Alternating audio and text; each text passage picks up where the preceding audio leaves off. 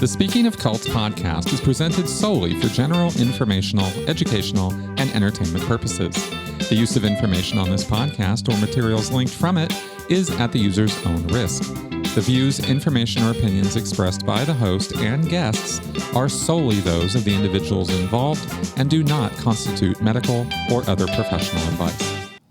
Hello and welcome to the Speaking of Cults podcast. This is Chris Shelton, your host, and I want to thank you for joining us for this week.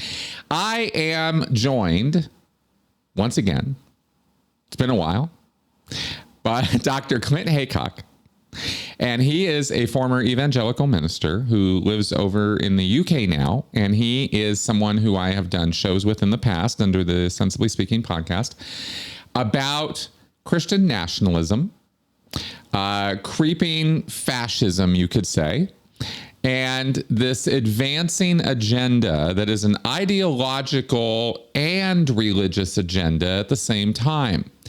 There are Christian groups in the United States who have vast and what I think of as important political aspirations and goals in the direction of rewriting laws and public policy so as to change the political and religious landscape of the United States. And that sounds like, okay, slightly nefarious. I believe it is. I think that our values are under attack. I believe that they believe their values are under attack, which is really interesting. So it's a kind of a war footing kind of thing. These are groups that have existed for a long time, decades and decades now in the United States. And Clint and I have spoken about various parts and pieces of this and key players in this and different parts of the agenda, you could say.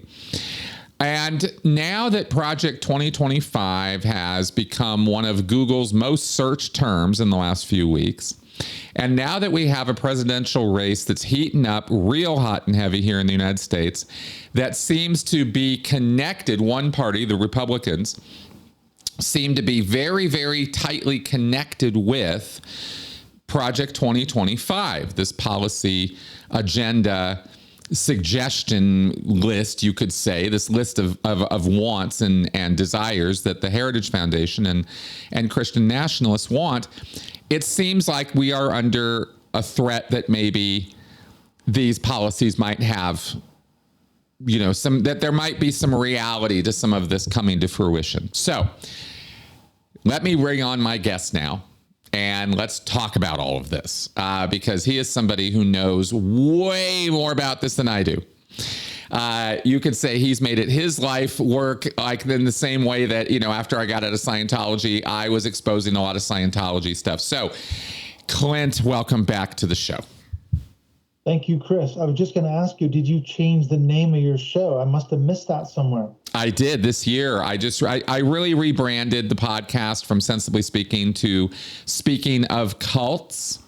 And that's kind of a name change and a format change, but really we're having the same kind of conversations. It's just, If you're looking for cult stuff, Sensibly Speaking doesn't particularly send you in that direction. So I figured I should rebrand. So that's what that's all about. But yeah, cult funny stuff, Yeah, it's a great title. It's funny because I just rebranded too, and I didn't know you were doing it. But my show for years was called the Mind Shift Podcast. Yes. And it was exactly the same problem. There's about 10 or 12 Mind Shift podcasts out there, everywhere from education podcasts to Christians, pastors, all sorts of things. I was lost in the shuffle, and that name doesn't mean anything. So I changed the name. It's called the Dismantling Doctrine Podcast, which I think is a much better, like your name. It does exactly what it says on the tin. It's exactly what it's about. So, you need to get more clarity on these things for sure. And you're right. My life's work since I left Christianity in the church, I was a pastor, I was a Bible college teacher, I was all in, all my life.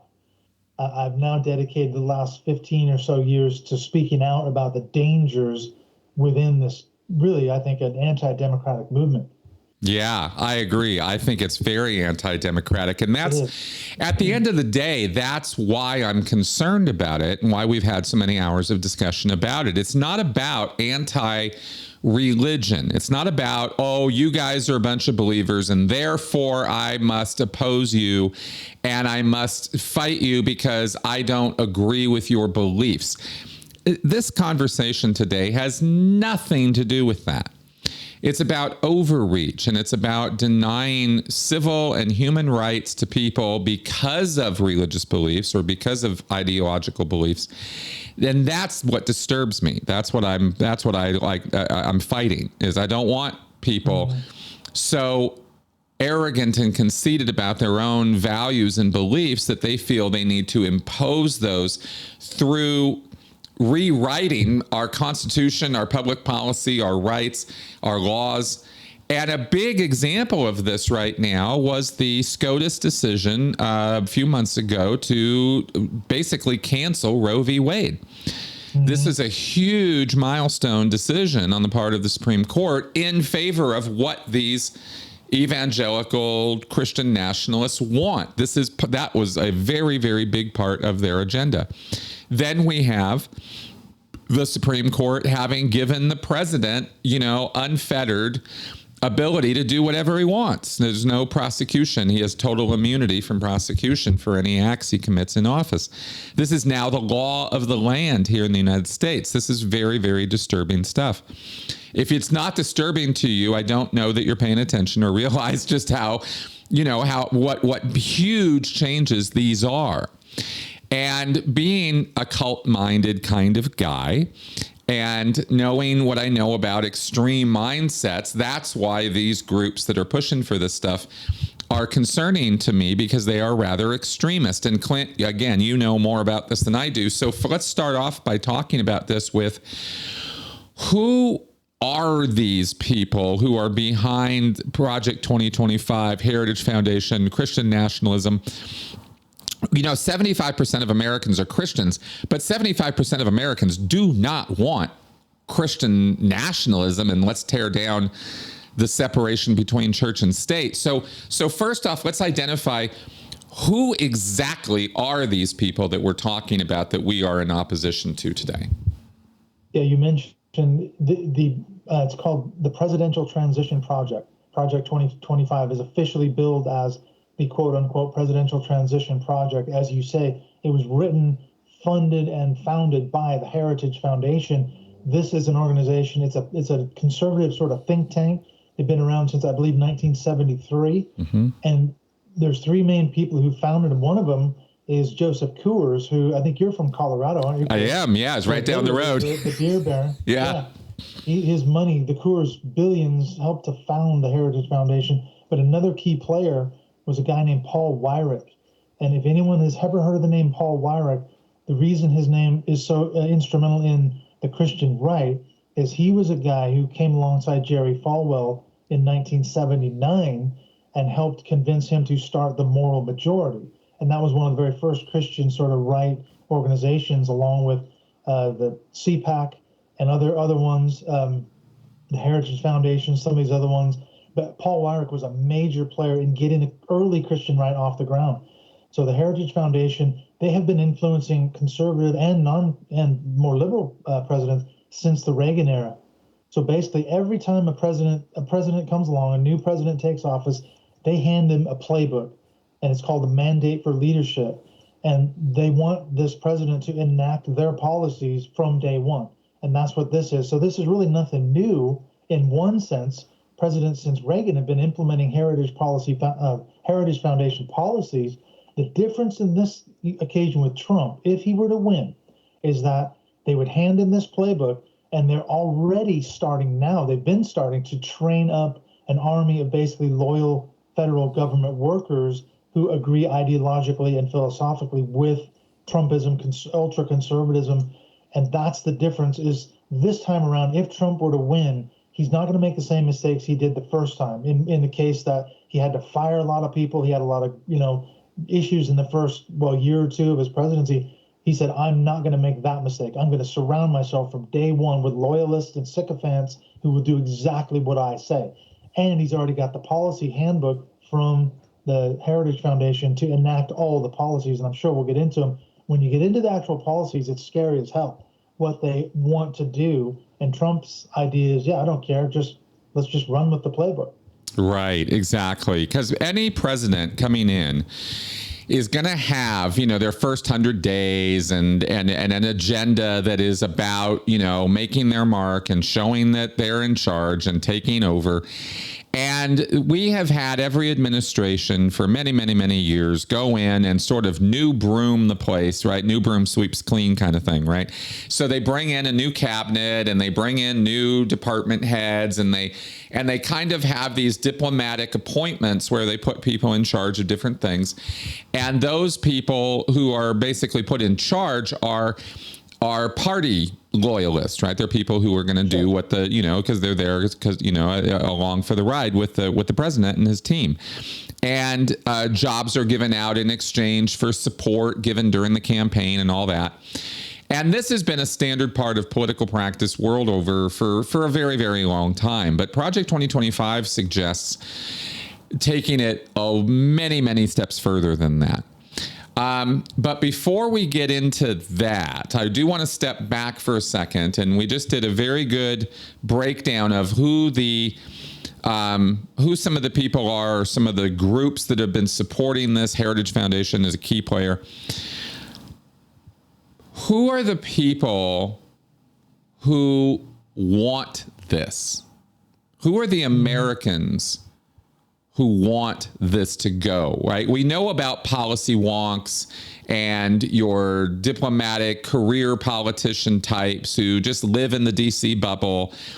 And you kind of go, okay, well, these are agenda bound, activist, extremist type people, who some of them got into the Trump administration, economic people or Stephen Miller or, Roger Stone or some of these DC insiders who've just been swimming around like sharks in DC for decades and decades, messing things up and making money. But I'm curious about the other end of this, the people, the American people who are told about or have some idea about this and are like, yeah, we want that Project 2025 to go through.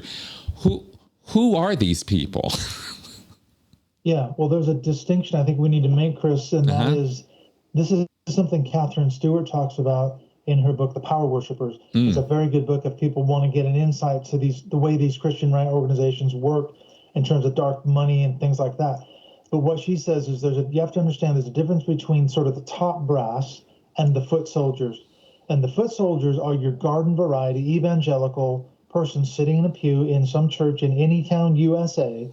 And they're not a bad person. They're probably a nice person. You and I would get along just fine with them, blah, blah, blah. The difference is they're just kind of doing what they've been told by these Christian right organizations. And that's what she calls the top brass.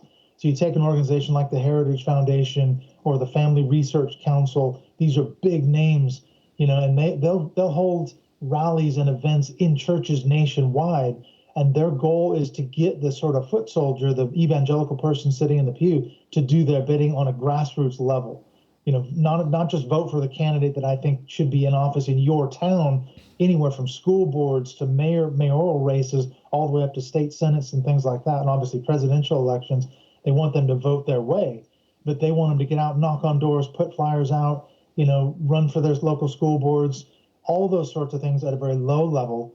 And that's sort of how she breaks it down. So what's interesting about Project 2025 is if you look at their website, they list over 100 organizations that have signed on to Project 2025. And when I read through it and did my research on it, what struck me was I probably knew just right off the bat about 50 to 60% of them just because I've done so much research on these organizations already. So things like the Alliance Defending Freedom. I don't know if you know who these people are. Mm-mm. The ADF. I think they are the largest Christian legal defense organization in America. I mean, we're talking operating with a budget of billions of dollars, not just millions, billions. They're the ones who wrote the legislation in Texas that became the foundation of the Roe versus Wade by the time it made it to the Supreme Court.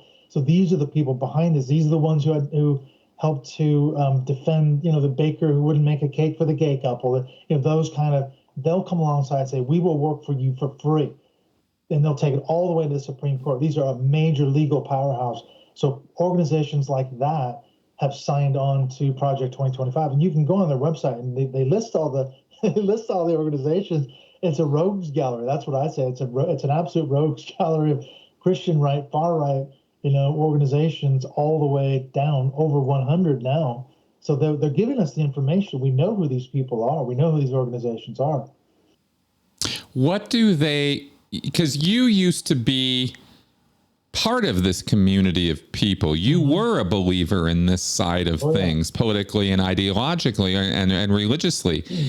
Do I have it right when I say these are people who would not be disturbed by the idea of turning America into a theocracy? Yeah, and that's the other thing. So I was going to say, if we step back, zoom out a long ways from Project 2025, there are two main drivers, as I see it, to what fuels an organization like the Heritage Foundation, like Project 2025. One is, as you mentioned already, Christian nationalism. The other one is dominion theology, which we've talked about, I think, on other shows. We have, but let's go ahead and what is that? What is Christian nationalism and dominionism, and how are these words related? What are these things? Right. Okay. So Christian nationalism, in a nutshell, is the belief that America was founded as a Christian nation by Christians, going back to the Puritans and the original colonists, British colonists, and people coming from Europe to found, America as a place for religious freedom. But the narrative is, not only was America founded as an expressly Christian nation, we have drifted away from that path. And we need to get back to becoming a Christian nation again. Now the question comes, how do we do that? That's where everyone says, well, I've got the solution. And the solution is provided by, in part, this dominion theology. And they would say that the way to do it is our solution is to turn America back into a Christian nation. Now, there's some different streams within there, but the basic thrust is that we need to elect the right sorts of candidates, godly men and women. We need to enact Christian laws, biblical laws that will basically force the nation to go back to that Christian status again. So you could interpret the Roe versus Wade, like you mentioned, in light of Christian nationalism. They would say, okay, the reason we needed to outlaw abortion and make it illegal is because that sin is a national corporate sin. It's making God angry with America, and he's judging America. So every time there's a flood or a fire or a hurricane or a tornado or something, they say, you see, God is judging America, and he wants us to repent and get right with him. The way to do that is to make it the law of the land. So everybody, regardless of whether you're a Christian or not, still must obey. And that will make God happy to see that no more babies are being murdered. In their view, that's how they see it. And God will start blessing America again. So the two streams do come together in terms of the dominion theology and then the Christian nationalist piece. All right. So the idea here then is, and dominion theology being, from this word dominion, which is I'm sure is biblical and comes from this concept of we have to establish our dominion. Basically we have to take over the United States. Yeah. This is our Christian nation. And if you have the viewpoint, this historical revisionist viewpoint that we were founded on Christian principles, which we absolutely were not. The founding fathers wrote about this very specifically. You can consult Andrew Seidel's book, One Nation Under God, and other literature on this, which is crystal clear. The historical documents about this, the writings of the founders are not that old. They're not archaic. They're not buried in some cave somewhere in the Middle East. We know exactly what they said. And their words are crystal clear, and they did not want this to be a nation that was run by or have a state religion. But that's what these particular Christians want. Now, what brand of Christianity is this? Are these disparate groups of Christians who believe different things, or is this a monolithic group that all are on the same page with this as far as their idea of Christianity? Like, how are they coming together to organize themselves for this push? What does this look like? Yeah, okay, so without getting too far into the weeds, you've got two streams of Christian dominion theology. One, and I'm indebted to my friend Frederick Clarkson. I don't know if you've come across his work, but he works for the Political Research Associates. people want to do more research on dominion theology, Fred was one of the first, if not the first, to start writing about this stuff maybe 20, 25 years ago and exposing it in terms of how it was affecting the Republican Party back in the Ronald Reagan era. He was shining a light on it back in the 1980s, so it goes back at least that far in terms of how it infiltrated the Republican Party. But there's what he calls hard and soft dominion theology. So hard dominion theology is something that was started by a person named R.J. Rushdoony. And he started this a movement called Christian Reconstructionism back in the 1960s in Southern California. And Rushdoony's view was, this Christian Reconstructionist view is that we want to make the Old Testament 10 Commandments the law of the land. So we literally will take the Bible, the old laws in the Old Testament, specifically the 10 Commandments, and everyone will have to obey those laws, regardless of if you're an atheist, a Christian, Buddhist, it doesn't matter. That's going to be the law of the land. Now, that's pretty hard dominion theology. It's saying we will force this on everybody, and they're the ones behind. Rushdoony was a key player in the Christian homeschooling movement because his view was it's going to take generations of Christians raised in this Christian homeschooling and Christian school environment, imbued with our principles and ideas and this biblical worldview that ultimately will take dominion. It will take a long time, but we're going to get there. Now there's another stream where it's more the soft dominion, and that you find in your more charismatic, the tongue speaking, the miracle worship, miracles and all those kind of crowd. They call it the Seven Mountains Mandate, the dominion theology. You may have come across this. Yep. And this is where it's more of a grassroots thing. It's not like we're going to force everyone to, have to obey the 10 Commandments. What they say is we're going to take over these 7 mountains of society, things like business, art, education, government, these kind of things, media. And they'll say it doesn't matter what mountain you're called to, as long as you take over your mountain, that's what God's called you to do. And eventually, when we take over all those 7 mountains, we will therefore Christianize America. So they would say we got to back a guy like Trump because he's already conquered the business mountain because he was a success in business, and he's conquered the media mountain. This is how they would view it. Right. He's already conquered the media mountain because he was a success on The Apprentice, and clearly he's got a huge social media presence. And now he's going to conquer the government mountain. So Trump, they would say, is already conquered 2, and he needs to conquer a 3rd mountain, government. So if we can get those 3, we're winning. So a lot of these guys like Lance Wallnau, some of these real more well-known people that we saw during the first Trump administration. I mean, Lance Wallnau, he was given these talks in Congress and Senate while Trump was president, teaching people, congressmen, senators, congresswomen, how to be a Christian to do this 7 Mountains Mandate. So this stuff was infiltrating the government during the first Trump administration. Right. Okay, thank you. That clarifies some things as far as who we're dealing with. And and the hard and soft is an interesting contrast as well, because obviously that's a pretty hard pill to swallow, that we're going to implement Old Testament, law, stoning adulterers, Leviticus, all the stuff, no shellfish. And of course the 10 Commandments, right? The first 3 are basically, no other gods before me. So I guess that means that there is only Christianity in the United States. There can be no other religion if that is the case, if the 10 Commandments were to become law of the land. So we're talking about real hardcore, extreme views. And so again, as I said at the beginning, this isn't about whether I think God exists or not. This is about whether I think some extremist version of belief should be implemented against people who don't have any such belief, don't want any such belief, and should have the freedom to believe as they want. But that's not what these people are about. So we can see immediately the conflict with our Constitution and our Bill of Rights, especially our Bill of Rights, right? These people want to burn that because they can't, it's not compatible, right? Yeah, well, you put your finger on exactly the whole point, and that was the story of how Rushdoony's theology filtered into the Christian right and ultimately the Republican Party. Because back in the 1980s, when Reagan was running for office, 1980 specifically, they held what's called a religious roundtable in Dallas, Texas. And there's a famous statement. Ronald Reagan got up, and it was all these evangelical pastors and big name leaders. And he said famously, I know you can't endorse me as president, but I endorse you and everything you're doing. And he got this huge round of applause and standing ovation from all these evangelicals. And somebody turned around to someone else. It was Rushdoony's son-in-law.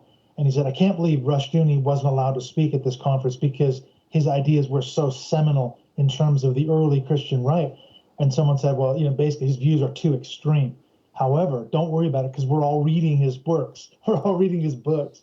So what happened with Rushdoony is his more extreme ideas got rejected, as you said, but the language, the sort of impetus behind taking dominion still became a huge driver. And what's interesting now is that all this Seven Mountains mandate language, it used to be sort of the exclusive domain of the charismatic side, like I said, but it's now filtering in. So you'll hear a guy like Tony Perkins, the head of the Family Research Council, saying, we are supposed to be taking the Seven Mountains for God. Right. That shouldn't happen. As a Christian, they have no, dealings with the charismatic side of that. But now they've set their differences aside and they're using the same language. So it's becoming sort of the lingua franca of the Christian right. And these terms are just getting picked up. If you asked an evangelical in the church anything about the Seven Mountains mandate, they probably know something about it. They wouldn't be able to explain it like I could, or you could even, but they would say, yeah, that's what we should be doing. Where'd you get that idea? And that's what the driver is behind it. Exactly. They're probably being presented as, let's have a more Christian nation. Let's have a more godly nation. Let's bring morality back. This left-wing moral relativism, postmodern deconstruction crap. Secular humanism. Let's get all that crap out of here. Look at the products of these secular non-believers, right? Look at our society. Look at all this transgender crap. Look at all this sexual perversion. We need to, this is the whole Make America Great Again. This is let's go back to the Stone Age. What is their idea when they think about making America Christian again or make America great again? What time period are they going back to or looking at as the when was it great? What do you have any insight on that?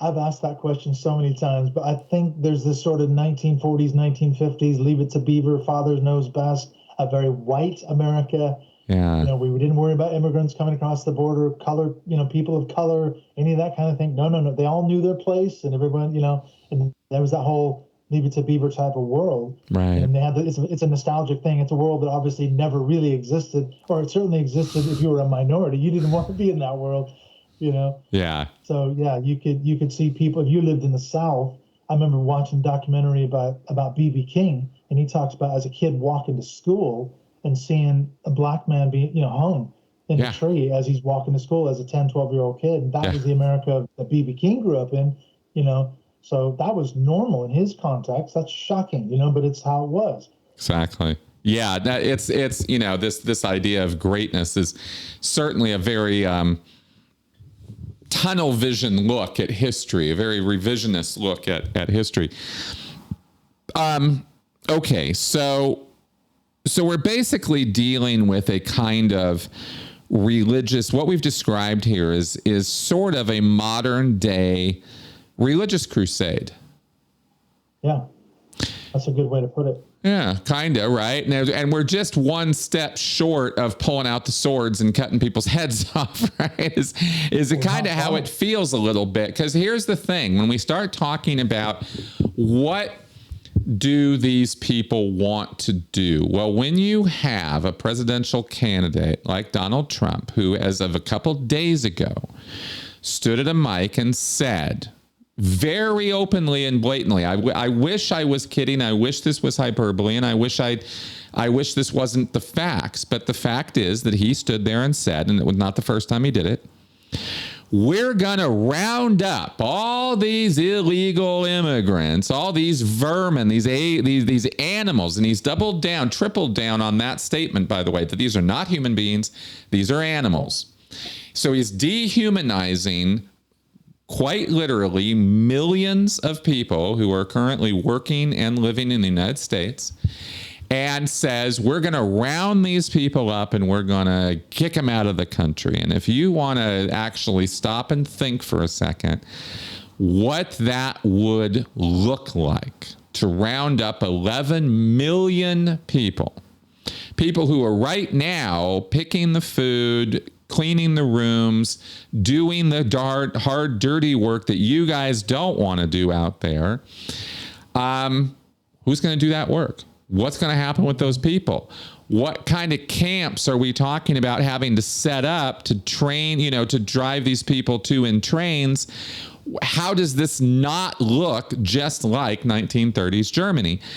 It's impossible for it not to. And unfortunately, we have history in the United States going back to World War II with Japanese internment camps where this has already happened. This is not unprecedented and unthinkable.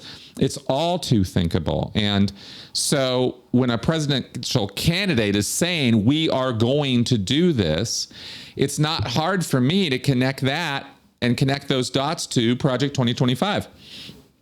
Am I, as somebody, like I said, more about this than I do, is me going on a tear about that? Am I off the rails right now? Am I paranoid? Am I being a conspiracy theorist in looking at these things? No, because you can read it right in the Mandate for Leadership. I mean, that section, part of it was written by Stephen Miller that you just mentioned. And here's a guy that's going around, he's saying exactly what you just said. We're going to create these camps somewhere down around Texas, along the border, in those kind of areas. We're going to round up mass roundups of illegal immigrants, undocumented immigrants, shove them in these camps and send them back where they came from and all the rest of it. So this guy's the architect of that section. That's just one section of the Mandate for Leadership. They get into banning abortion, full stop. No more abortion pills through the mail. None of that. That's all going to be made. They want to ban pornography. There's a whole section in the Mandate for Leadership about making viewing pornography illegal. You'll go to prison if you're caught viewing Pornhub or whatever it is. Can you imagine? Yeah. Can you imagine if you think our jails are overcrowded right now because of pot charges, right? And 3 strikes laws, over enthusiastically, prosecuted over the last many years so that prosecutors will make it look like they're doing something useful. And our prisons are overrun. Could you imagine people doing 10 to 20 years for porn? For looking at a 10-minute video? I mean, this is where these people's heads are at, though. It's not a joke. They really have written this stuff, right? That's the thing, yeah. When I went into Project 2025, started reading through the bullet points for each chapter, like you said, the rounding up of immigrants, the outlawing pornography, banning all abortions, full stop. And not just banning like an abortion pill through the mail. If you get caught sending someone an abortion pill, you go to jail from another state where abortions are legal. You could, if you sent one from your state to Texas, you could go to prison. And that's the way it is in Texas now, isn't it? I mean, if you assist a woman driving her to another state to have an abortion, you could end up going to prison along with her. Yeah. See, this is the thing. These are laws that are being enacted. Yeah, that's the danger I'm trying to get across to the audience, right? Is like, look, this isn't something that they want to do. This is something they are doing right now. This is happening. And so the time to act is now. The time to push back on this is 20 years ago. But now that we're here, the time to push back on it is even more stridently now. And the way we can push back against this most easily and most clearly is by voting. Don't let Trump into office, because he's the gatekeeper that opens the doors for Stephen Miller and for all these people, Steve Bannon and Jerry Falwell Jr. and the evangelical community that we're talking about that is built up over the last many decades since the 80s. This is 40 years this has been being worked on. These are long-term planners, as you mentioned, right? This is not just about an L. Ron Hubbard or a David Miscavige getting a bunch of money and living on the largesse, right? Or living high on the hog. It's not that simple. It's not that greedy. It's not that stupid. This is a bigger problem than a Scientology greed problem.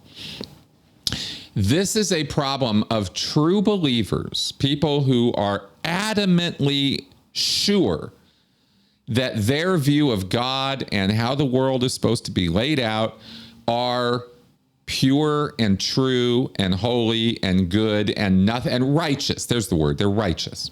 These are very righteous people. Oh yeah. Righteous zeal. Yes, righteous zeal. That's right. And righteous zeal.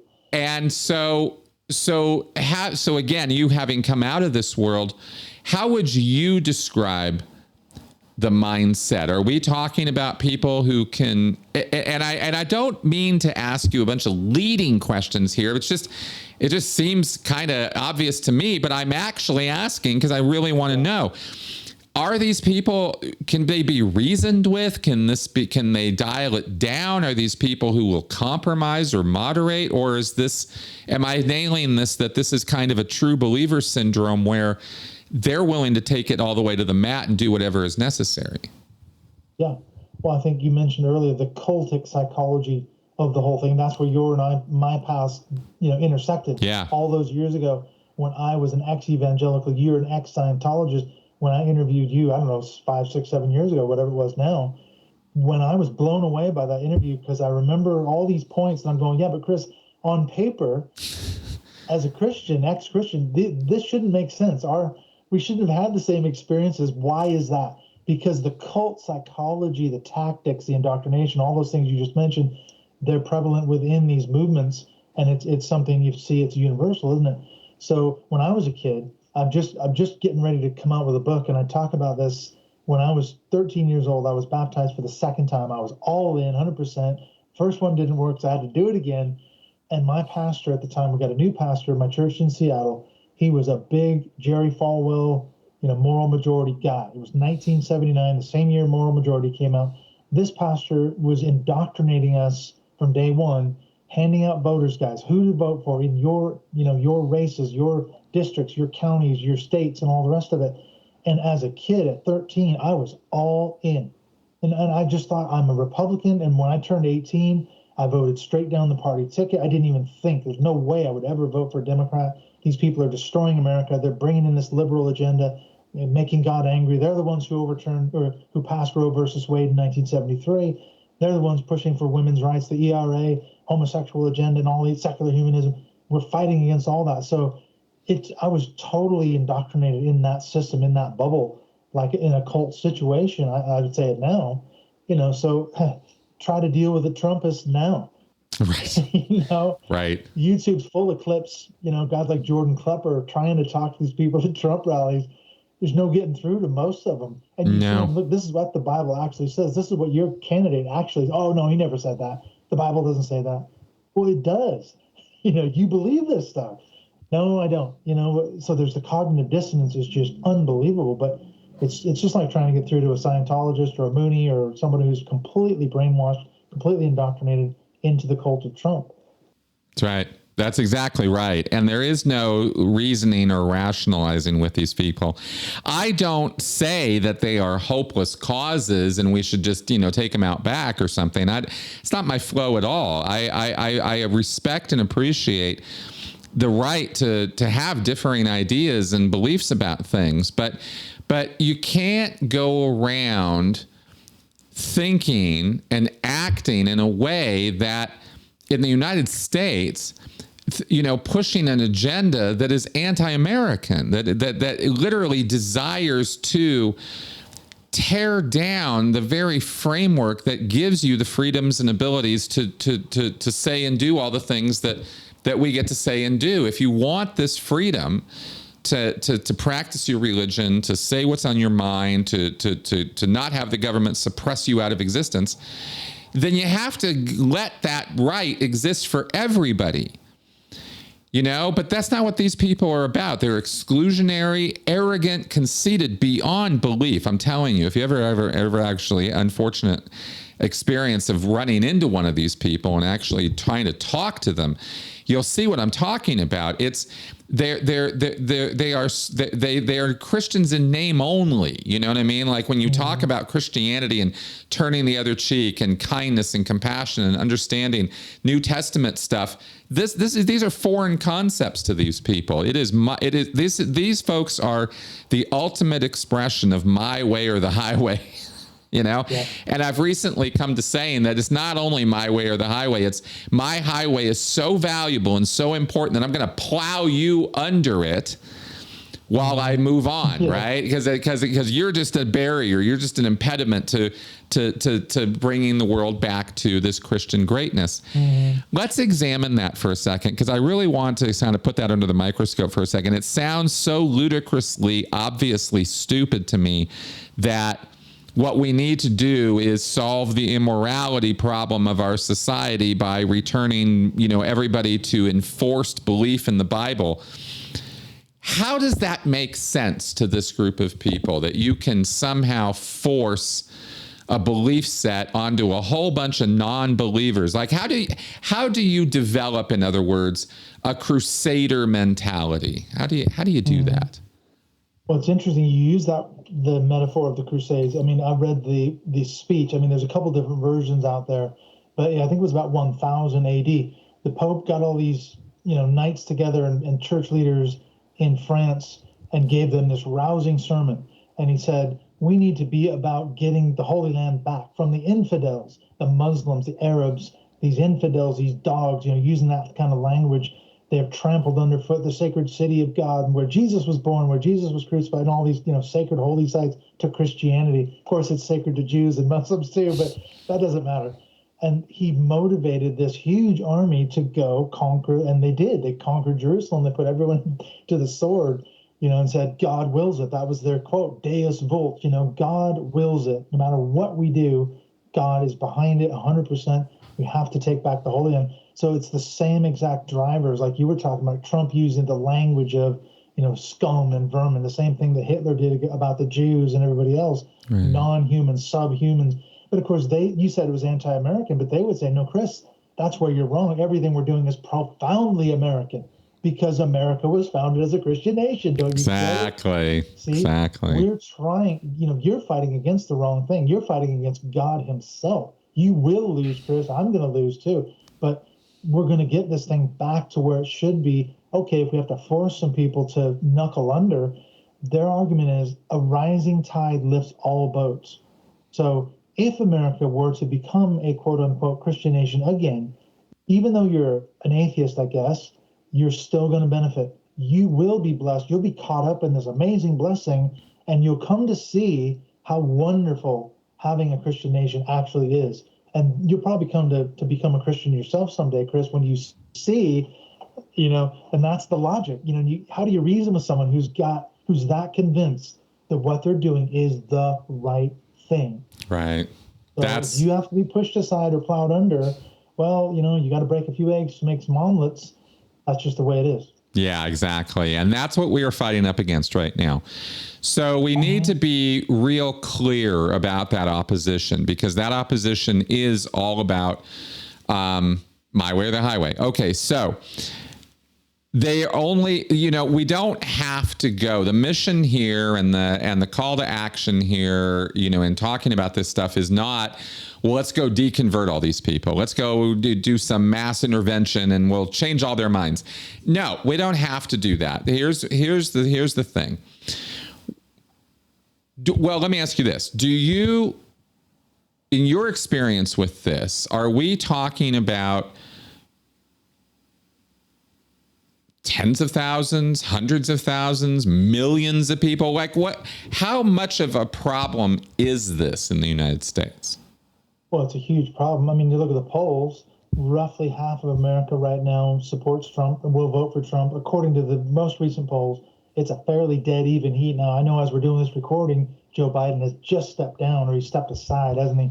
Will remains to be seen what is going to happen there, because I think Kamala Harris is going to become the candidate for president. Is she? I don't know, but probably that's what they're saying. Yeah. So will that change the dynamic? I don't know. I hope it does. But you're talking about, it's like going back to that thing of the foot soldier versus the these top brass, these organizations. You're not going to change Tony Perkins from the Family Research Council. You're not going to change his mind. You're not going to change Lance Wallnau's mind. These are major players in this thing. And when you get down to the average evangelical sitting in the pew, there's some hope. I mean, I had Jen Senko on my show. You may have had her on there before on your show, but she wrote that book, The Brainwashing of My Dad. Yes. And I thought that was a fascinating case study because she talks about how her father got into right-wing radio. I can't remember who the person was before Rush Limbaugh, but he got into this talk show host, then he got into Rush Limbaugh, then he got into Fox News, and he became so angry and so militant and so conspiracy theory driven. He was pushing out on everybody else. You couldn't even talk to him. She had to cut off the relationship in the end. But once she cut him off from this information stream of disinformation, really, he began to change back into the dad that she remembered, before all this started. So there is a way. It's really difficult, but you've got to somehow cut that information flow off. But I've got relatives who are complete Fox News. They're listening to these conspiracy theory hosts on podcasts, and they're angry, they're militant. How am I going to convince them? Exactly. Turn off Fox News. One guy came here for a visit to the UK, one of my relatives, and he said the first question when he basically got off the plane in Manchester, just let me know, can I get Fox News here? I can't live without my Fox News, man. Do you have Fox News in Britain? Yeah, but you're not gonna be sitting there watching it at my house. You can watch it on your iPad or your laptop or your phone. I'll get you on my internet, but that's it. You're on your own after that. Yeah, exactly. But that just shows I can't. It's like a junkie wanting a fix. I can't go to Britain for a week without Fox News, without Alex Jones, without I've got to have that access. So it's really difficult. It's very, very true. It's very true. It's very addictive, and and it is addictive. That's not I'm not just throwing that word around. This is okay. If you want to control people, I'm just gonna start monitoring this. I'm just gonna start saying this all the time because it's a really important and simple principle that is so obvious. It's so elephant in the room that people miss it all the time. If you want to control a person, you deliver an emotionally impactful experience to them, and then you tell them what it means. That's it. That's it. Those are the two steps, right? And news and our infotainment media, whatever letters it identifies as, right? MSNBC, CNN, Fox, blah, blah, blah, blah, blah, blah, blah, blah, blah. There's an infotainment yellow journalism thing going on, and has been going on for quite some time now, since the 80s, really, since the Fairness Doctrine was sort of trash heaped. Mm-hmm. And we're not informed anymore. What we are is we are entertained. It's infotainment. It's taking information and then spinning it, throwing a bunch of opinion and a bunch of here's what you need to think about this, and bottling, packaging that up, and then delivering it with an emotionally impactful set of statements that are designed to piss you off, rile you up, make you upset, and then here's the information we want to give you in this very upsetting way. And by doing that, we not only create a mindset in you, but we control your emotions, and we push you. And we push you, and we push you, and we push you in various directions. That's the manipulation of the media. It's not brainwashing, it's influencing. Mm-hmm. And over time, it's brainwashing. Over time, you get enough of this, and you literally start thinking differently because your emotions are being riled up so much that you're constantly, chronically, you could say, angry or upset or pissed off at these people. Who are these people that you're supposed to be so mad at? Well, it's the people that you receive this custom made messaging to hate. Those animals, those immigrants, those aliens, those illegals, those hateful, perverted trans people. All this language gets used, and over time, that's how it creates this brainwashing effect. And that's the real product these days of news is it's not news. It's not an informed society. It's an influence society. And what we could say is taking everything I just said here about infotainment. You could say that since the 70s and 80s, certainly, this whole community, this whole demographic of evangelicals has been being pushed and pushed and pushed and pushed at the pulpit, on the news media, by their legislators, by their politicians. They've all been unified in pushing these people anti-left, anti-lib, anti-human rights, anti-Bill of Rights, anti-American. Let's make our own nation. Let's make our own Christian nation. And let's teach these people a completely false history, a completely bullshit backstory to justify all of this. So having gone on a tear there just now, is what I just said right? Yeah, I agree with what you're saying. I think a lot of it is driven by conspiracy theory type thinking. Yeah. You can look, for example, look at the guys up in the American Redoubt. That's everything you just said. You've got Washington, Oregon, Idaho, that kind of area up there. There's a whole bunch of people up there. They are absolutely driven by all the things you just said. They're into homeschooling. They're into stockpiling guns, ammunition, food for the next 10 years. They're convinced that there's going to be a giant breakdown. There's going to be like this apocalyptic event. Everything's going to break down. And when it does, not if, but when, they need to have all their shit on a compound in Idaho or, Eastern Washington or somewhere like that. And they are armed to the teeth, and they're all fueled by this whole Christian nationalist thing. A lot of them are rabid, militant, angry, very angry, but they've been, fed this diet of misinformation, conspiracy theories. So much of it is conspiratorial. What struck me was, I was on holiday in Europe a couple of weeks, just this last week, for 2 weeks, and I didn't know about the assassination attempt on Donald Trump's life because it happened in the middle of the night, and I woke up and saw it on the news. We were in Belgium when it happened, and I thought, I'm just going to have a quick look on Twitter or X just to see how people are reacting to it. And what struck me was the immediate descent into conspiracies on both the left and the right. And I thought that says more to me about what's going on in American politics and religion, because you got these Christian nationalists that said, God spared Trump's life. An angel deflected the bullet and all that kind of stuff. Or they'll say it was a hit order by Joe Biden. Clearly, we were trying to take him out. Whereas people on the left were saying, no, the whole thing was staged. It was a false flag. It was all bullshit. There was no bullet. It was all staged. So both sides reacted with just these rabid conspiracy and finger pointing toward the other side. More, how it just shows how polarized and driven by conspiracy theories Americans can be, whatever side you're on. That's right. I was so disappointed to see left wing. There's no bullet. It was all faked. It was a setup, false flag. Yeah, I couldn't believe I was hearing that from people on the left. I was like, did you guys all just park your brains in the parking lot? What the hell is wrong with you? I mean, of course it was a valid attempt. They killed the guy who tried it. I mean, that's not a false flag when the shooter dies.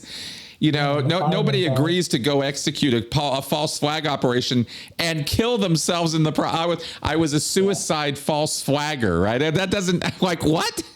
Yeah, but they said Sandy Hook was a false flag. I know, but it's just but you're not supposed to die when you're. Where does it stop? I know. It's I hate conspiracy theories. Are saying, I got into it with someone on Instagram, because there was a picture where the supposed angel had deflected the bullet, and I just said, well, wait a minute. How come he hit the firefighter behind Trump and killed him? How can you explain that? Exactly. God's chosen candidate, sorry, that poor fireman who died, well, we spared Trump's life. That's all that matters, because he's the one chosen by God. He's the one that's going to give us that dominion that we think we, and they go down that road. That's right. That's right. Yep. And that is the road they're going down, by the way. I mean, in case you're wondering, how do you forgive all this egregious criminal behavior on his part?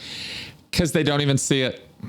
They just don't even look. It doesn't matter, Yeah, and besides, he's innocent anyway. It's all a witch hunt. Right. That was their thing. The rape trial and the hush money trial. It was all a setup. The Bidens and they're trying to bring him down. It's all politically motivated. That's he's right. Actually an innocent man. So they wouldn't even say, yeah, he actually did these things. No. it's all made up. It's all witch hunt, politically motivated. It's mind boggling, isn't it? It's like if David Miscavige went on trial, as leader of Scientology, everybody that I know, everybody who watches my show, everybody who knows anybody, would be like, yeah, finally, like take down David Miscavige, right? Criminals finally going to get prosecuted. But you know who wouldn't be doing that? The Scientologists. The Scientologists be like, false flag, it's all fake, it's all trumped up, it's all bullshit. It's a witch hunt, right? And they would absolutely believe that. While the rest of us in the real world who actually understand what Scientology is and does, we know he's a criminal. We know he might be responsible for having killed some people. I mean, it's real criminal stuff. And none of us have any illusions about that. We don't have,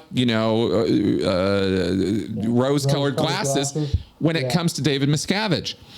But there are millions of people in this United States right now who, with all seriousness, will talk to you or me just like one of those Scientologists when it comes to Trump. With all seriousness, they will look at you and go, he's completely innocent. He never did anything wrong. He's a successful billionaire, and these people just hate him because he's going to bring all this wonderful positive change, and they don't want that. So they are doing everything they can to stop it. And and they will actually look at you. But here's the thing, you can always tell when you're talking to somebody like that because they're actually not looking at you. There's almost a sort of, like a hand in front of the face kind of thing. They're not really touching reality any more than those Scientologists are. And so if you want to, and again, I'm just going to, I gotta say this out loud because there's just been hundreds, so many people over the years who tell me to stay in my lane, that I shouldn't be talking about this because it's politics and they don't want to hear it. This is not politics. This is cults. Yeah. And that's what I'm trying to tell you, is that there's a group of people who are millions strong in the United States who are part of a cult. And this has got to be stopped because these are people who want to plow you under their road, right? And this 2025 stuff. So let's talk for a second here now. We've taken a long time at setting all of this up, but let's get into now what does, other than the things we've sort of hinted at or talked about so far, what else does Project 2025 and the Dominionist movement, what is it they seek to do? We've talked about the abortion stuff or arresting people who send abortion pills over the mail. What else is in this thing? Oh yeah, you mentioned the incredibly bizarre idea of banning porn. Good luck with that one, folks. But what else is in this thing? Well, there's this. We were going to get into this, I think, as well when we talked about the so-called, it's all about the family, under the rubric of the family. Yeah. So you can put abortion, quote unquote, gay rights and all that, but they'll say, look, the way to define a family is one man, one woman, monogamous, married with children. That's what the family should be. So anything that doesn't fit that definition, the same-sex couple, the trans couple, nope, you're out. So they're going down that road as well. Yeah. So that they can fit abortion, they can fit anti-women's rights, they can fit anti-LGBTQ rights, they can put all that under this rubric of the family. So if they get to define what the family is, then the rest of us are all screwed, basically. So that's the thing. I still think that they're very cagey about this, but there's some key players in this thing that are like big-time Christian nationalists. And they've tried to, the guys like Russ Vought, or Voigt, I think his name is Voigt or Vought. These guys are like, he used to work during the first Trump administration. He works for the Center for Renewing America. And he's deleted some things on X, some posts and things about, we would need to set up a Christian nationalist nation. And he was part of this thing called, it's the Statement on the Christian Nationalism of the Gospel, along with a guy named William Wolfe. And these guys have put a statement out saying, this is our vision for government. We need to have a government that's run by Christians, to basically enact some sort of theocracy. And when that got found out, a friend of mine, Jenny Cohn, from the Bucks County Beacon, she wrote an article about it, and they suddenly all that kind of stuff went away. It's like, oh shit, we got to get rid of this stuff, but it's there if you know where to look. Luckily, they've saved it, they've archived it. So I still think a lot of it is this Christian nationalism driving this agenda. They're just very careful about how they phrase it. They won't come out and say, we're doing this to recreate a Christian nation, but collectively, when you put it all together, that's what you end up with. You end up with a very conservative, if not Christian, quote unquote, nation, more like Calvin's Geneva or something like that, Cromwell's England, where these are like religious laws that the state will then start to enforce, which, as you said, we're already seeing that now in places like Texas. They're enforcing the law that they enacted, an abortion law that they put into place. Yeah. And the state is the one carrying out the penalties for it. So we're heading toward a handmaid's tale. People say it's hyperbole, but I don't really think it is. That is sort of the vision they're looking at. Yeah, exactly. And given the fact, and I keep harping on the fact that this isn't something they want to do. This is something they are doing. Yeah. And you just pointed out, you just pointed out another one with Texas and their rather restrictive laws. We see Louisiana, we see Georgia, we see, I think one of the Dakotas has been making noises in this direction. The leader of the Project 2025 thing that, from the Heritage Foundation, this guy named Kevin Roberts was quoted recently as saying that there is a revolution happening, or they are trying to make a revolution happen here in the United States, and said it will be bloodless, quote, if the left allows it to be. Mm-hmm. What does that mean to you? That sounds nefarious as hell to me, but what does that mean? What does that sound like to you? I think a lot of people interpreted that as, and this is a disturbing trend. We've seen this in the last couple of years, ever since January the 6th, where we saw the confluence of the alt-right and the right, the religious right. The Proud Boys, the Oath Keepers. They showed up at January 6th right alongside Christian nationalists waving flags that says, Jesus is my savior, Trump is my president, And so this is a disturbing trend that's been happening for a while. And I don't know what poll it was. A few months ago, there was a question asked of Republicans in America, and they said something to the extent of, at what point are you willing to basically take up arms to defend what you believe is true? And like 60-some% were like, yeah, if that's what it's going to take, we're going to have to get our guns and start defending ourselves, quote unquote, whatever that means to push our agenda. So I think that's how I interpret it. They're saying, we won't shed blood unless you guys push it. In that case, we're picking up our guns and we're gonna go nuts on you. I mean, that's kind of how I saw it when I heard that quote. I was like, whoa. I think I'm going to take it at face value. It's a veiled threat. That's how I would say it. Yeah, I agree. I agree completely, especially when he leads with, we are engaged in a revolution.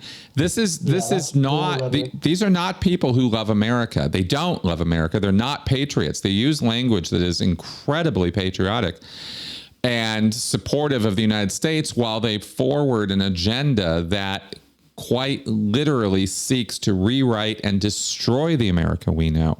I really can't stress that enough. The backwards nature of cults is pretty known, is pretty understood, right? Cults say they want to do one thing while they're actually doing something else. This is part and characteristic of any cult. It's opposite world in a cult. So it's no surprise, but it's something that people need to know, because it's not about, if you listen to the foot soldiers, you're going to get the wrong story. Just like if you listen to Scientologists, they're going to tell you all about what a wonderful humanitarian L. Ron Hubbard is and how great David Miscavige is. While the reality is the man beats his staff, hurts people, and is even responsible for death. It's a very similar thing over here. If you listen to the foot soldiers and you listen to the cult members and they're just glassy-eyed explanations of this stuff, you're going to get a really weird picture of what's going on. That's why we're trying to set off the flares here, is like, look, they're not going to tell you what they really want to do. What they really want to do is destroy this country. So, and the leading presidential candidate right now, that he wants this to happen. Yeah, this isn't feeding into it. Yeah, he's totally behind this. He loves this idea. the people who have written the Project 2025 playbook, and I mean literally wrote the papers, Stephen Miller, Supreme Court justices, people who are part of the right-wing administration right now are making this happen. These aren't fringesters. David Duke, the guy who runs the KKK. That guy can talk for decades about how, race wars and all this, and he doesn't have any power. He's not going to instigate a race war just because he wants it.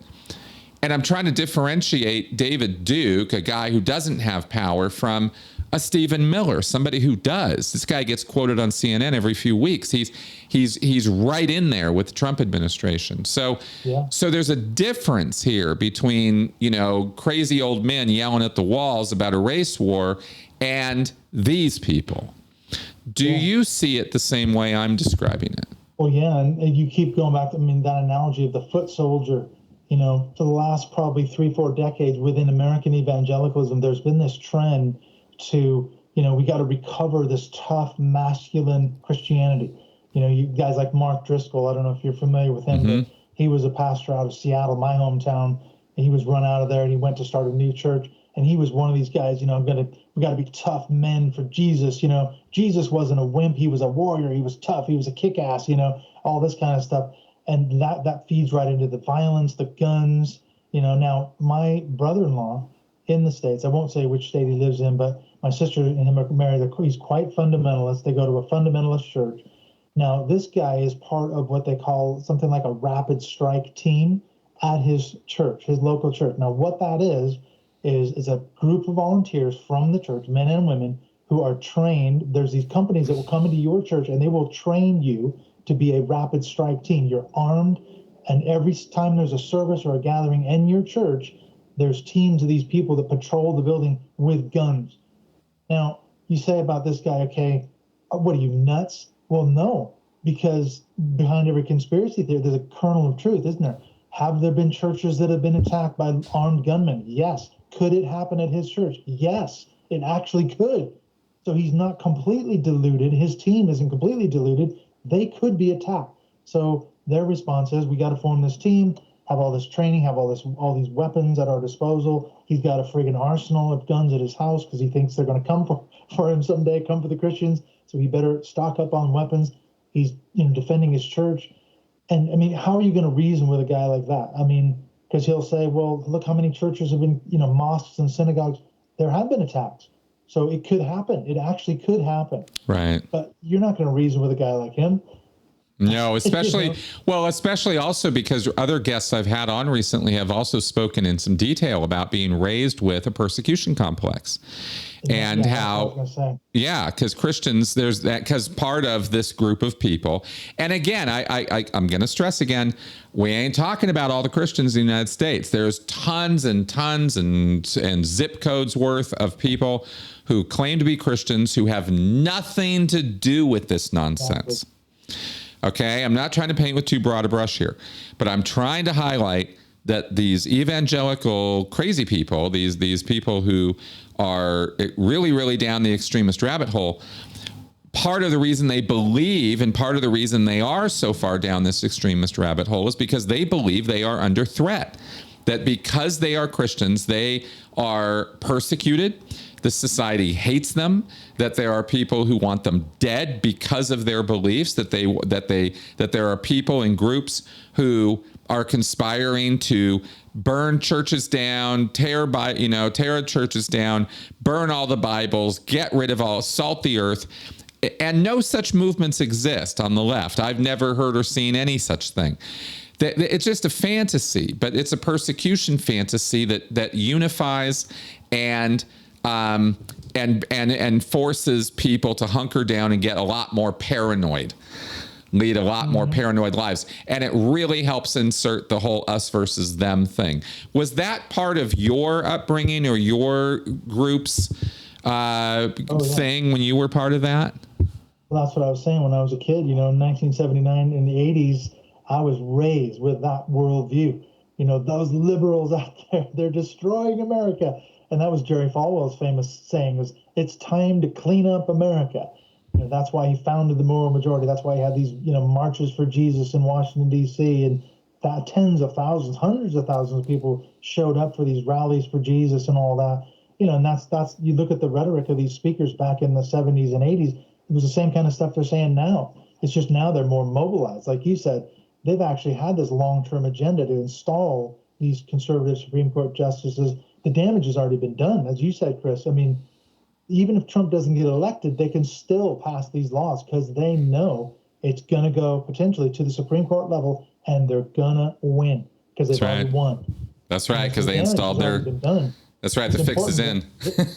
Yeah, it is, because, they've been working on that for at least 40 years to get a Supreme Court of these justices that were ultra-conservative. Most of them are Catholics. I think the last three are actually were Catholics, but that's a whole nother story. There's a lot of kind of Dominionist Catholics as well that go right along with this stuff. So they would agree with the Christian Nationalist piece and everything else. So, the fix is in. I mean, the damage has been done. We were sleepwalking into this thing when Trump was president. How the hell did he ever get 3 justices shoved in there? The last one at the last second. Yeah. He's almost got a foot out the door, and he shows. That's right.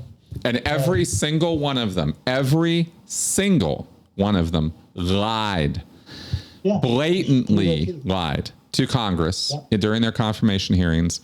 Roe v. Wade, settled law. We're not going to revisit it. We're not going to go there. Bullshit. Yeah. They went in there with an agenda. They had a to-do list, and they have been doing it. And they're not done with their list. And this is the most corrupt Supreme Court we have ever seen. Yeah. Corrupt.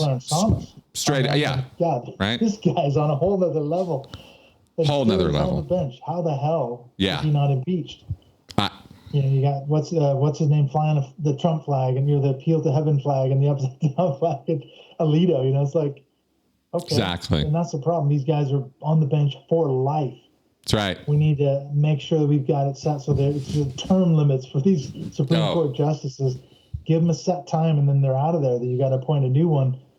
But the damage has been done, and that was the aim of the Heritage Foundation and these other organizations like that, Leonard Leo, people like that. They've been working at this for a long decades, long time. That's right. And not just the Supreme Court, lower levels as well. All kinds of judges that were appointed. I mean, Eileen Cannon, she's a Trump appointee. She's just thrown out his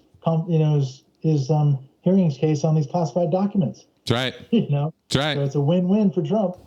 Big time. And that's what I mean about that whole, new broom thing. This country is, if we're going to survive, we're going to have massive reforms and anti-corruption laws put into place to get our DC regulators under control. And unfortunately, they're the ones who have to put those laws in place. And it's a real catch-22. I don't know if we're going to navigate our way through that, but I really hope we are. I really, really do. This is all about raising the alarm, raising your awareness out there, folks, on this stuff. So you'll look into it more. You'll find out more about this. Let me ask you one more thing, Clint, and then we're going to have to probably move toward. I mean, there's so much here, but. Yeah. We're just scratching the surface. I know, we really are. But let me just say one other surface to scratch here, so or other dot to connect to this. How does all the things we've been talking about tie in with Jeff Sharlet's documentary and book on the family, and what that whole thing is about? Is that part of this thing, this overall effort, or is that something completely separate? Well, it was seeing that documentary on Netflix that was the first time I'd ever heard the words dominion theology. Right. Before, and I was a theologian. I did a PhD in theology. I had never heard of dominion theology as a concept until I saw The Family. Then I went back and read the book. Then I read C Street, and that's what got me into this organization called The Family, which, if you've seen the series, you know what it's about. They're fueled by this dominionist agenda. And the thing about The Family is that they've infiltrated. That's what the whole thing is about, is that how they've infiltrated the corridors of power. They don't do it in an overt way. They don't shove their way in. They do it very behind the scenes, networking through the presidential prayer breakfast, meeting people in back rooms. Let me just introduce you to this person. Well, he happens to be the prime minister of such and such country, or he's General so-and-so, or she's the head of this massive corporation. Well, and then that's how they do it. It's all done. None of us knows what the agenda is. except for this public face of the prayer breakfast one day a year. But there's a lot going on. So they're doing it in a different way. I don't think they're as blatant. They haven't signed on, as far as I know, to Project 2025, the family. But I wouldn't be surprised if they're in there moving and shaking behind the scenes. We just don't know about it. But yeah, that's where I learned about Dominion theology. That's when I started doing my research, found out about Rushdoony and all this other stuff, Seven Mountains. It led me down this rabbit trail. So one day I'll hopefully interview Jeff Charlotte. He's very hard to get, but he's the kind of white whale for me. I've asked him many times and he's never agreed to be interviewed. But, maybe one day. I'd love to talk to him. His book is very, very interesting, and the documentary was produced by Alex Gibney, so it's good stuff. It's very high quality, and I cannot recommend enough that you check it out. It's called The Family. I think it was on Netflix. Look it up. See if you can find it. It's worth your time. It's based on a book Jeff Charlotte wrote. You can check it out, and it really does give you an inside look at so many things as to how power is distributed in the real world, in the back channels of Washington, D.C., and how a religious influencer or group of people who want religious power could infiltrate and make that happen over time. If you're a patient person, if you have networking capabilities and you can talk a good talk, these guys they can get their way in there, and that's what they did. They had they have a very specific set of ideas. They want this to be implemented, and they did the things needed to get that to happen. But it just so happens that they did it by doing a complete runaround of any public access or information or transparency. It was all done behind the scenes, cloak and dagger. Let's sneak our way in because we know, and this is the part that was really fucked up about it. We know most people don't want this, and we don't care because we know we're right, and fuck all those people, they're all wrong. Yep. In a nutshell, that's the problem with Christian nationalists, is they don't care what you think. They would rather beat you into submission with their Bible than consider that maybe we might need to coexist. Coexistence is not on their agenda.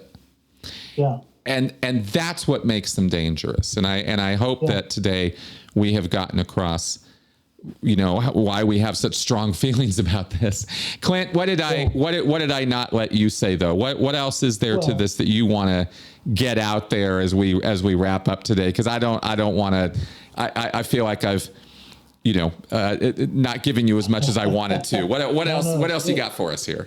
Well, I was just going to say, just jumping off of your point about that, look at the differences in, let's say, a Billy Graham versus Jerry Falwell Sr. They both had a massive impact, but a lot of people would argue that Billy Graham, he wasn't in your face. He wasn't a fundamentalist. Okay, he held big rallies and crusades, but he preached a more inclusive gospel. He had Catholics up on stage. He had African Americans up on stage, and he got vilified for that, But he also was the pastor to presidents all the way back from Truman all the way through to Obama. So he had access to power, but nobody knew what he was talking about with Nixon until the tapes came out, and all these other things. Whereas Falwell, he was a fiery fundamentalist. He was preaching against the evils of homosexuality and alcohol and all these classic fundamentalist things. But that's very reactionary, so people tend to react against a guy like Falwell. But the family would say, we're down the road of the Billy Graham. That's where we're at. Like you said, we're not going to be in your face about it. We're just going to be backdoor. We've got access to the corridors of power. You'll never know about it. Yep. But yet that's what makes it so insidious. We don't know until maybe much later, if at all, what these people are up to. And that's scary. That's scary as hell to me. That's right. As a former Christian, that was never the Christianity that I thought I was raised to believe. It was all about, like you said, loving your neighbor and being a good example. And I want to make Christianity so attractive to you that you're going to say, hey, what is it that makes you different? I'm interested in, the kind of person you are. That's not what we're seeing now. This is an in-your-face, militant, angry thing, or sneaking around the back corridors of power. So, yeah. It's warped. I don't even recognize any of the Christianity that I was raised to believe. Very little of it. No, very, very much so. And it startles me, it confuses me, and it ultimately it's just something that we have to fight back against. I mean, regardless of how you feel about it, this is not about, glorifying people, raising people up, a rising tide lifts all boats. That's a bunch of crap. That's not what this is about. This is about my way or the highway. And we just can't let that happen, whether it's Scientologists, Christians, Jews, Islam. I don't care who you are. I don't care what religion you're coming from. Nobody should be given unfettered power and control like that. That's exactly the opposite of what the United States is all about. So, Clint, listen, man, thank you very much for joining me today. And we've definitely got more work to do, I'm sure, between now and the election. We might want to break some more of this down for people. I would very much like to know, folks out there, since we've touched on a number of things in this show, what do you want to hear more about, or what parts of this do we need to develop more, or is there other things we've name dropped or put out there that you want to hear more about? Let us know in the comments, because I want to get back together with Clint. I want to give you guys all of the information on this. Clint's obviously spent many, many, many hours, going down these rabbit holes. Years. Yeah, it's a lot. Rabbits now, Chris. Yeah, right. I'm a rabbit myself. Yeah, it's a lot here. So let us know. Okay, let us know what you want to hear more about. What questions do you have about all this? I certainly have. I'm no expert on all of this stuff. I know enough to be dangerous, but I want to do more on this. So anyway, let us know.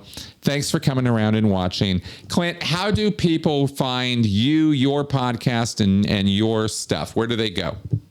Right. So it's the Dismantling Doctrine podcast. You can find it on Apple Podcasts, Spotify, anywhere you can get your podcast. You can find the public Facebook page. You can send me an email or PM me through Facebook is probably the best way, or on X at Mindshift 2018. You can follow me there, send me a DM, and I'll get back to you. So there's a number of ways you can get a hold of me. Perfect. I'll put those up on the screen here and in the description section to the podcast, so y'all can link to Clint and check out his content. It's really good stuff. So I can't endorse that enough. So check it out. Clint, again, thank you very much. Thank you, Chris. I've absolutely enjoyed chewing this over with you. There's so much more. I'm interested to hear the feedback from the listeners, so maybe we can come back and answer some more specific questions later. Exactly. That's what I want to do, because I know we kind of shotgun today. It's been a while since we've talked. I wanted to give the bigger picture, and then let's get into details more in the future. All right, folks. Talk to you next week. Bye-bye.